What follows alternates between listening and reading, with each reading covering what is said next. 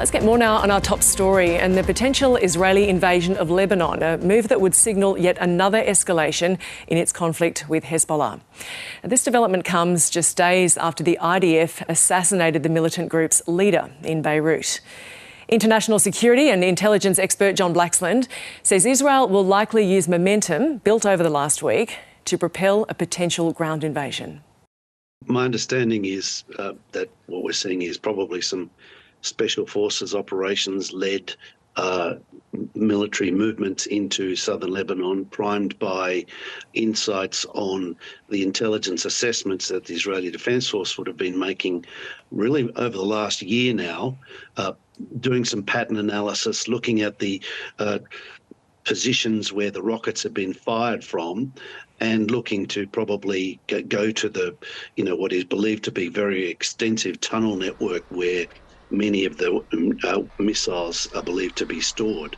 I suspect that's the main priority for their efforts at the moment, mindful that the Hezbollah forces have been not only decapitated by the removal of their leadership, but very much,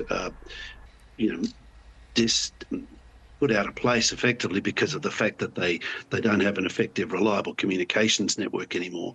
So the Israelis will be looking to capitalise on the momentum that's built by the actions that they've taken over the last week and increasingly over the last few days, putting increasingly the Hezbollah further on the back foot and looking to lock in the destruction of the caches of missiles in southern Lebanon.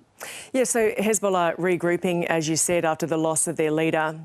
We also have the US just a month out from their election with a lame duck president, as they call it.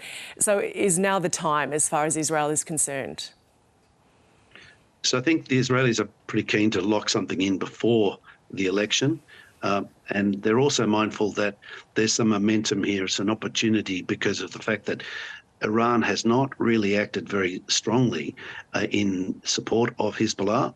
Yes, there's been missiles launched by the Houthis in Yemen, but this is not on the kind of scale that you would have thought a country desperate to support their proxies in Lebanon would have launched. So, yes, this is a big deal. But the timing is important. Momentum has to be maintained if they're going to be effective, if they're going to root out these caches before Hezbollah can kind of get their balance back and be able to respond in kind. Mm-hmm. The understanding is that the US was trying to avoid this limited ground invasion, to avoid a larger war. How do you expect Iran could respond to this? So I think this is actually, from the Israeli point of view, this is about getting in now. It's now or never. Iran doesn't have that many options, it would appear. They've played them out in Gaza, in Yemen and in southern Lebanon, and they haven't worked out all that well. So the options now are really limited to attacks on diplomatic posts, terrorist-type attacks on Israelis in various places around the Middle East and beyond. That's, I think, what we can probably expect. Iran can't afford to go nuclear, if you like. I don't think it's in a position just yet. It doesn't have, pundits don't think they're ready to go there. And they have blown, their chances effectively in the war over the last 12 months. So this is a country that's options are fairly limited at the moment. What does victory look like for Israel? And in that, what did they learn from the 2006 war?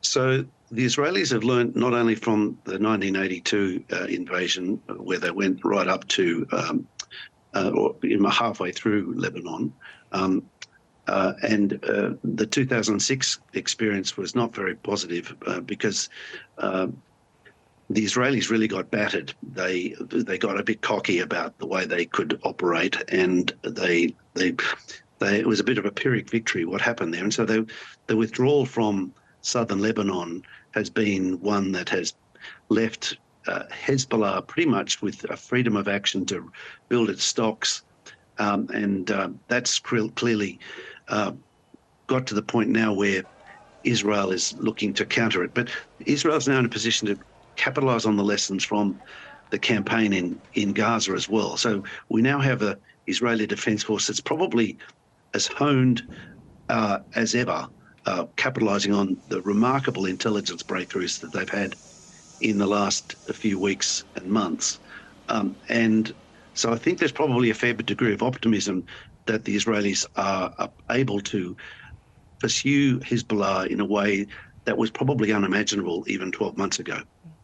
And what's your assessment of the significance of what we're seeing right now and what it could lead to? So I remain reasonably sanguine. I think Israel is, they'll be very, very closely watching how this is read in other parts of Lebanon, in Iran, in the Gulf. They know that large chunks of the Sunni Muslim world, particularly the leadership of the states in and around Israel, are not keen to get involved. They're really very happy to see Iran humiliated. And look, while a lot of the media portrays Hezbollah as being very popular, there are lots of reports indicating that Hezbollah has actually lost a lot of its credibility and a lot of its goodwill by dragging Lebanon into this conflict in a way that isn't necessarily seen as being in the interests of the Lebanese people. So this is, I think, something that the Israelis are looking to capitalise on at the moment on as well. Professor John Blaxland, thank you for your time. Good to be with you, Gemma.